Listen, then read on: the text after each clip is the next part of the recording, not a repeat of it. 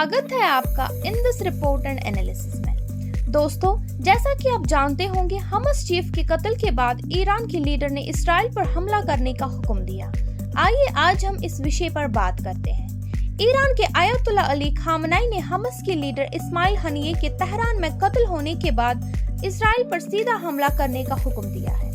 3 Iranian अधिकारों और 2 revolutionary guards members के मुताबिक खामनाई ने ये हुक्म ईरान के सुप्रीम नेशनल सिक्योरिटी काउंसिल की इमरजेंसी मीटिंग में वेडनेसडे मॉर्निंग को दिया, कुछ ही देर बाद जब ईरान ने हनिये के कत्ल होने की अनाउंसमेंट की। ईरान और हमास ने इस्माइल हनिये के कत्ल का इल्जाम इसराइल पर लगाया है। गाजा स्ट्रिप में हमास के साथ जंग में घिरे इसराइल ने हनिये के कत्ल का ना तो इकरार किया और ना ही इनकार।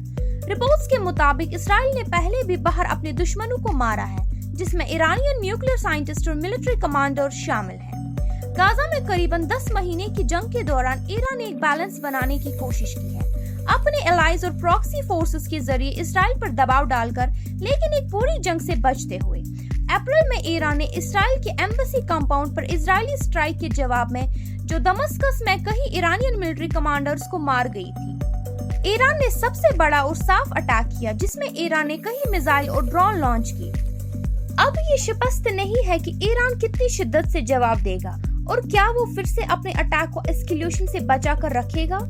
ईरानियन मिलिट्री कमांडर्स एक और ड्रोन और मिसाइल के कॉम्बिनेशन अटैक पर विचार कर रहे हैं, जो तेल अवीव और हाइफा के आसपास के मिलिट्री टारगेट्स को हिट करेगा, लेकिन सिविलियन टारगेट से बचने की कोशिश करेंगे। ईरानियन ऑफिशियल्स ने कहा, एक ऑप्शन जो अंडर कंसिडरेशन है वो है ईरान और दूसरी जगहों से जहां उसके एलाइड फोर्सेस हैं, जैसे यमन, सीरिया और इराक से एक कोऑर्डिनेटेड अटैक का मैक्सिमम इफेक्ट के लिए। दोस्तों, आयतुल्ला अली खामनाई, जो कि सभी राज्य मामले में अंतिम फैसला करते हैं और आर्मड फोर्सेस के कमांडर इन चीफ भी हैं, उन्होंने रेवोल्यूशनरी गार्ड्स और आर्मी के मिलिट्री कमांडर्स को ये निर्देश दिया है कि अगर जंग बढ़ जाती है तो इसराइल या यूएस ईरान पर हमला करते हैं तो अटैक और डिफेंस दोनों के प्लान्स तैयार करें।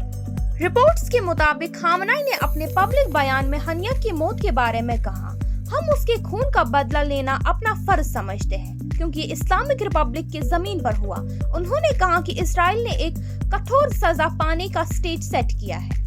दूसरे ईरानियन अधिकारी, नया इलेक्टेड राष्ट्रपति मसूद पेजेश्कियन, विदेश मंत्रालय गार्ड्स और ईरान का यूएन मिशन भी खुलकर कह रहे हैं कि ईरान इसराइल से बदला लेगा और अपने स्वाभिमान की रक्षा करने का अधिकार रखता है।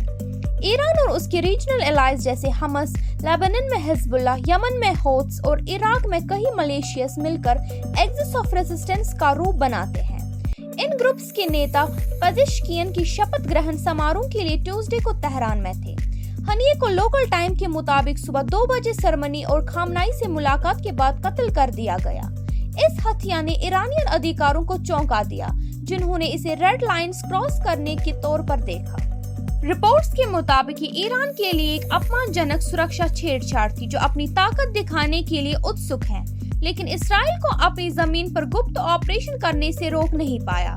दोस्तों, ये शर्मिंदा करने वाला मामला और बढ़ गया, क्योंकि हनिया एक प्रमुख व्यक्ति थे, दूसरे एलियंस भी मौजूद थे और ये रेवोल्यूशनरी गार्ड्स के एक अत्यंत सुरक्षित गेस्ट हाउस में हुआ, जबकि राजधानी में सुरक्षा काफी बढ़ा दी गई थी। दोस्तों, एनालिस्ट्स के हवाले से फर्दर रिपोर्ट कहती है कि तेहरान को लगता है कि बदला लेना जरूरी है, सिर्फ हनिये के कत्ल का बदला लेने के लिए नहीं, बल्कि इसराइल को डिटर करने के लिए भी, ताकि वो दूसरे ताकतवर दुश्मन जैसे हिजबुल्लाह लीडर हसन नसरल्लाह या जनरल इस्माइल कानी, जो कर्ड्स फोर्सेस की कमांडर है, उनको मार न सके। अली वाइज ने, जो इंटरनेशनल क्राइसिस ग्रुप के ईरान डायरेक्टर हैं, उन्होंने कहा, ईरान को शायद लगता है कि उसके पास बदला लेने के अलावा और कोई रास्ता नहीं है, ताकि इसराइल के आगे के अटैक्स को डिटर कर सके, अपनी प्रभुता को रक्षण कर सके और अपने क्षेत्र साथियों की नजरों में अपनी प्रतिष्ठा बनाए रख सके। हमारे साथ बने रहने के लिए शुक्रिया।